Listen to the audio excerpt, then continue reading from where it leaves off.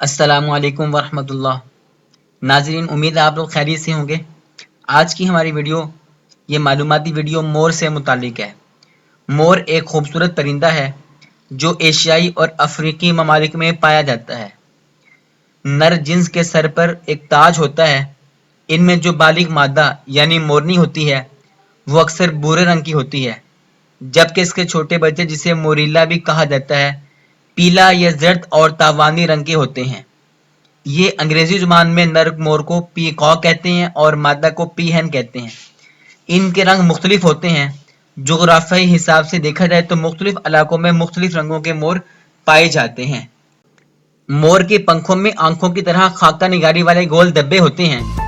یہ پرندے سبز، نیلے، سرخ اور سونے کے پنکھوں پر فخر کرتے ہیں جو انہیں کرۂ ارض کے خوبصورت جانور بناتے ہیں۔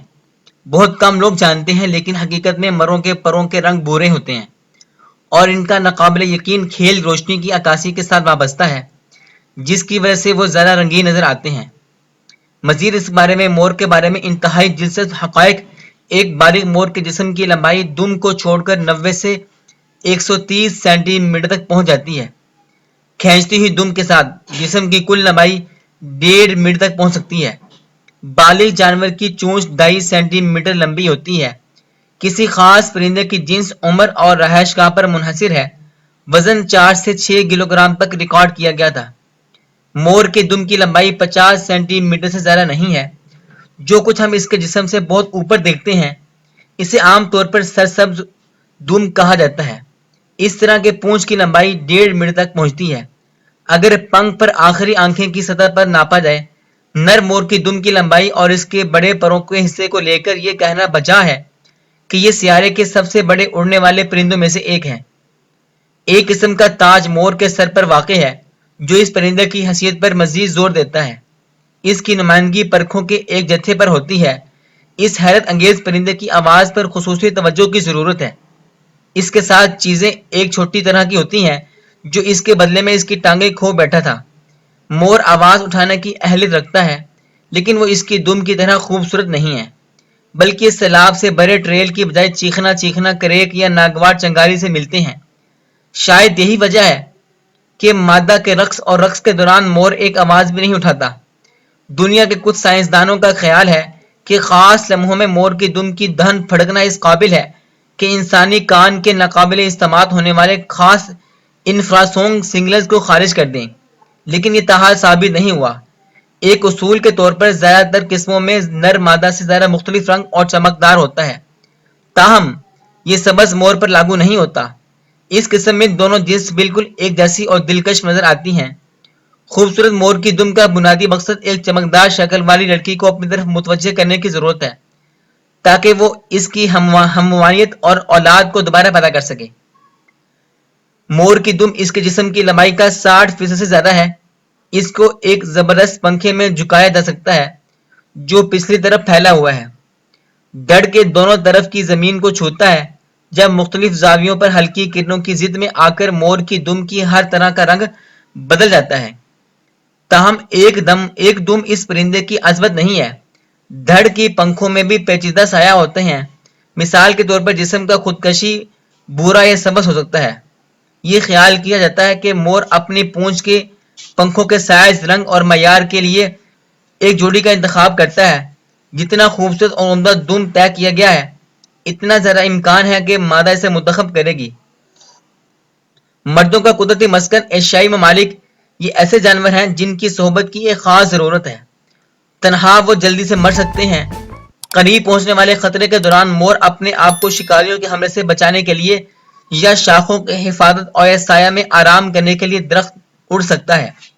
یہ بنیادی طور پر دن کے وقت کے جانور ہیں۔ رات کے وقت مور درختوں یا دیگر اونچی جگہوں پر گھومنے کو ترجیح دیتے ہیں۔ اڑنے کی مہارت کے باوجود یہ چیخنے والے پرندے صرف مختصر فاصلوں کے لیے اڑان بھرتے ہیں۔ مور لمبی عمر کے پرندے ہیں۔ اوسطاً عمر متوقع 20 سال ہے، جتنا یہ عجیب معلوم ہو سکتا ہے کیونکہ لوگوں کی زندگی میں یہ عجیب قسم کی شمار کیے جاتے ہیں۔ مور کی 3 اہم قسمیں ہیں: ہندوستانی نیلے مور، سبز مور اور کانگو مور۔ یہ مور کی اہم قسمیں ہیں۔ امریکہ میں ماہرین نے مورنیوں کی آنکھوں کی حرکت سے معلوم کرنے کی کوشش کی ہے کہ انہیں مور کے رنگین پروں میں کیا حسن دکھائی دیتا ہے۔ نر مور اپنے رنگین پروں کی حرکت سے مادہ کی توجہ حاصل کرنے کی کوشش کرتا ہے۔ ماہرین نے مادہ موروں کی آنکھوں پر کیمرے لگا کر معلوم کرنے کی کوشش کی کہ نر مور جب اپنی دم پر رنگین پروں کو پنکھے کی طرح پھیلاتے ہیں اس وقت مادہ کا دھیان کس طرف ہوتا ہے۔ مادہ مور کی آنکھ کا پیچھا کرنے والے کیمرے کی ریکارڈنگ سے معلوم ہوا کہ ان کی توجہ حاصل کرنا بہت مشکل کام ہے اور اس کے لیے نر مور کو بہت محنت کرنی پڑتی ہے، جس میں اپنے رنگین پر پھیلا کر ان کو مخصوص انداز میں ہلانا بھی شامل ہے۔ تحقیق سے یہ بھی معلوم ہوا کہ مادہ مور نر مور کے پروں میں خاص طور پر کسی چیز کو تلاش کرتی ہے۔ ان کی آنکھوں کی حرکت بتاتی ہے کہ مادہ مور نر مور کے پروں کے پھیلاؤ اور ان پر بنے آنکھ نما نقوش سے متاثر ہوتی ہے۔ مور کے پر ارتقاء کے اس عمل کی شاید بہترین مثال ہے جس کے بارے میں چارلز ڈارون نے کہا تھا کہ اس کے ذریعے جانوروں میں کوئی ایسی خوبی پیدا ہو جاتی ہے جس کا مقصد صرف جنس مخالف کو متاثر کرنا ہوتا ہے۔ موروں پر اس تحقیق میں شامل ڈاکٹر جیسیکا نے بتایا کہ جانوروں کی بہت سی اقسام نے اپنے اندر ایسی خوبیاں پیدا کی ہیں جو ان کی بقا کے لیے ضروری نہیں۔ انہوں نے کہا کہ بلکہ مور کے پر تو کسی دوسرے جانور کے حملے کی صورت میں فرار مشکل بنا دیتے ہیں۔ موروں پر اس تحقیق کے دوران دیکھا گیا کہ مادہ کی نگاہیں مسلسل ارد گرد کے ماحول اور نر کے پروں پر ہوتی ہیں، اور شاید ایسا ضروری بھی ہے کیونکہ اگر وہ مکمل طور پر ماحول سے دھیان ہٹا لیں تو بآسانی کسی جانور کی خوراک بن سکتی ہیں۔ تحقیق سے معلوم ہوتا ہے کہ نر مور کے لیے ضروری تھا کہ ان کے پر اتنے بڑے ہوں کہ مادہ کی پوری توجہ حاصل کر سکیں۔